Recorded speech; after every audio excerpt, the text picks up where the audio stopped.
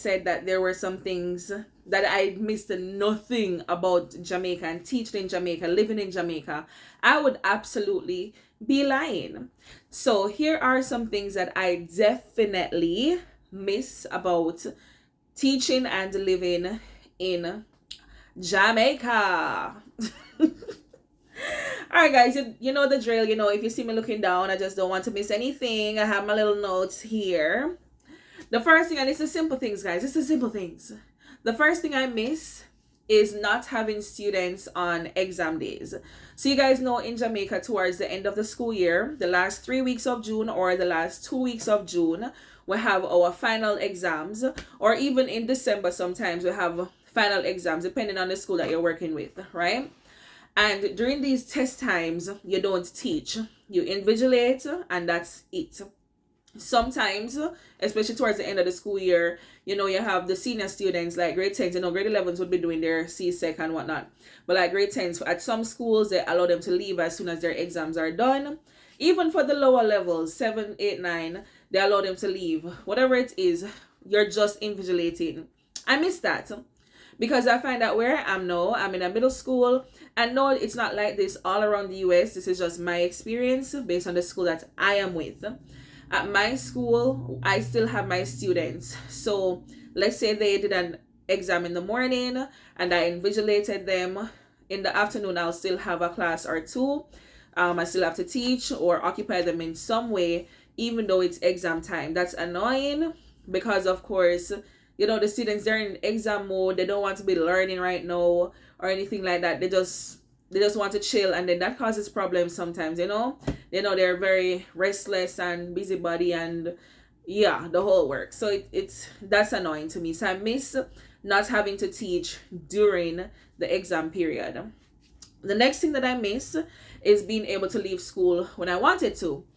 So at the school that I was working at in Jamaica, I had a non-contact hour, you know, that's different from lunchtime. If I had a quick thing to do on the road, let's say I needed to go across the road to the post office or something, I could probably just sign and, you know, to say that I'm leaving campus and then I leave, come back or whatever. But it wasn't a big issue. Just inform somebody that you're not on the, you know, compound, and that was it. I don't have that freedom now. I mean, you know, I sneak out every now and again, you know, yeah. But we're not supposed to, okay? The next thing that I miss is looking forward to your 4 months. Is it 4 months? Your 4 months leave, 4 to 8 months leave after working for 5 to 10 years consecutively. So if you're watching this video and you're not a Jamaican, you know nothing about Jamaica, in Jamaica, and I hope they never change this, after working as a teacher for 5 years, you get 4 months leave with pay. Or if you choose not to take the leave at that time and you continue working for another 5 years, so 10 years in all, you get 8 months leave. So that's basically the whole school year, right? I really like that. And even though I never got to take my 4 months leave, I liked that was something, right? Something to look forward to.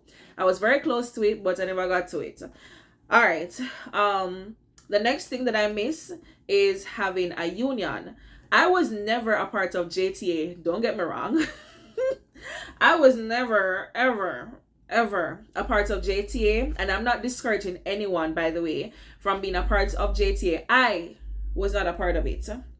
JTA, for those who are listening in who are not Jamaican, it stands for Jamaica Teachers Association. So we had a union for teachers, which is great. Because if you know anything about unions, it's definitely important to have a union to represent this group of people and to just keep the government under wraps and, you know, to not ill-treat us to the extent that they'd probably want to. Cool? So I miss not having a union. So Georgia is a no-union state. I've heard before. I don't know the politics involved. But I've heard that they've tried to start unions and it didn't end well for the people involved, okay? They really tried to hold it down in Georgia, the whole union thing, which is bad for teachers because with a union comes certain privileges, you know, things that they can fight for, obviously. And I just miss having that because I was looking the other day when teachers were striking and they were like, we're having a sick out day and whatnot because, you know, your union going to represent you. Honey, Sick where? Strike where? I don't think we could safely strike here. Do a peaceful strike here. Maybe it has been done. I don't know. But we don't have a union to represent us in such a situation. So, and I was like, this is how they actually, hey, these people are smart, you know? So, you know, in Jamaica, you can take a personal day and you can sign your thing afterwards to say, I took X days, this was the reason. Or you can call in sick, and I'm not saying you can call in sick here, but where personal days are concerned, it's something where you have to sign up for and it has to be approved. So personal days aren't guaranteed or given to you. Like I said in one of my previous videos, personal days, it's not your right. And maybe it is, but we don't know. We don't have a union representing us, right? So I have to sign up a week beforehand to get a personal day, and that personal day can be declined.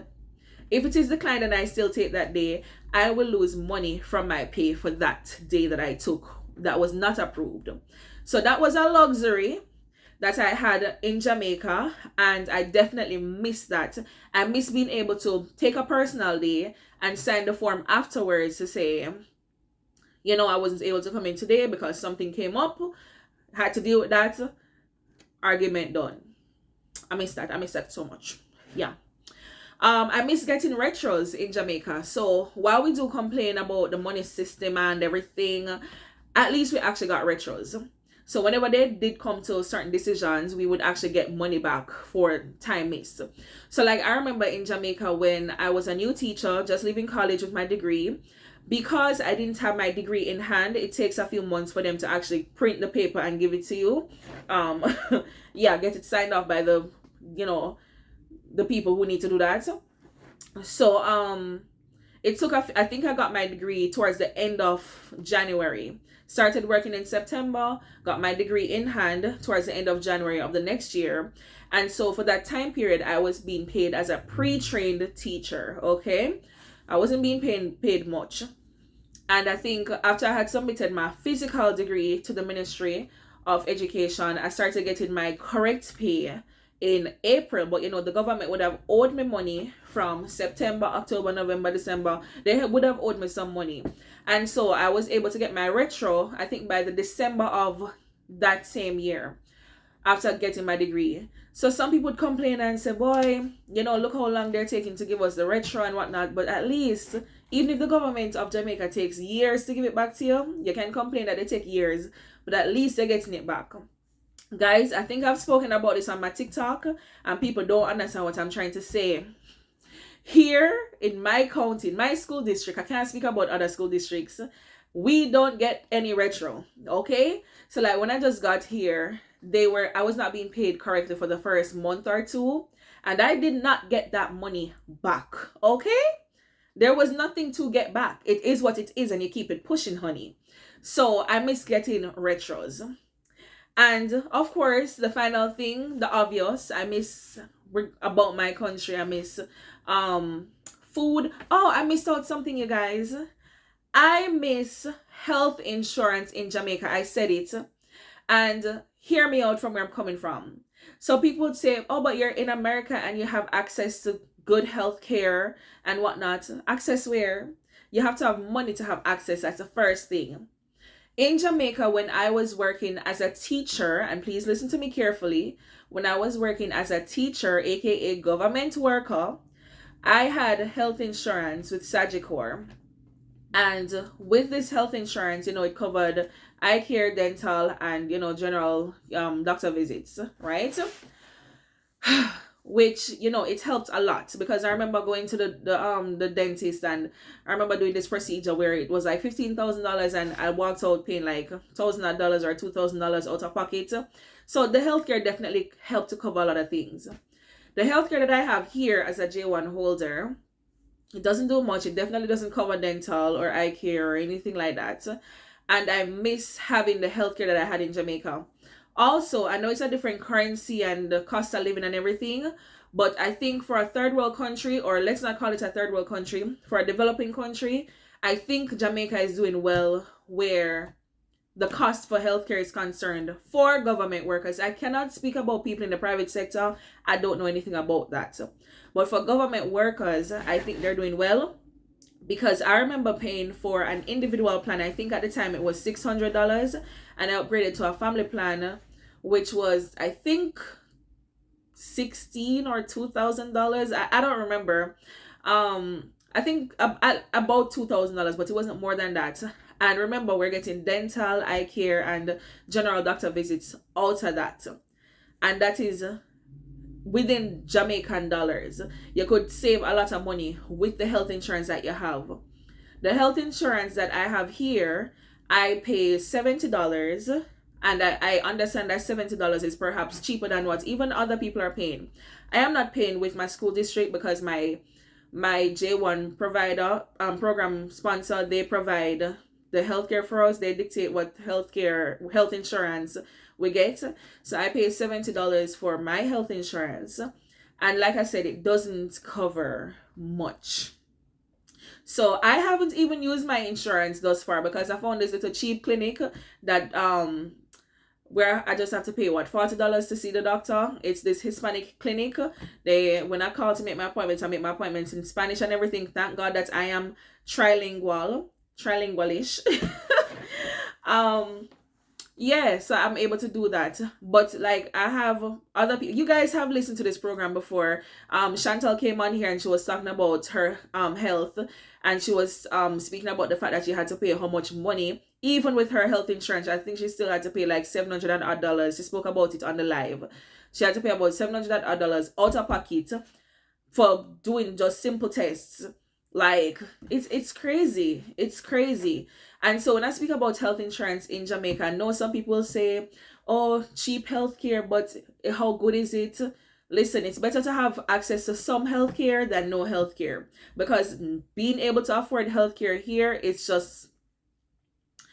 crazy. It's crazy. So yes, the healthcare might be good here, but what's the point if it's good and you can't afford it? They still have no access to it.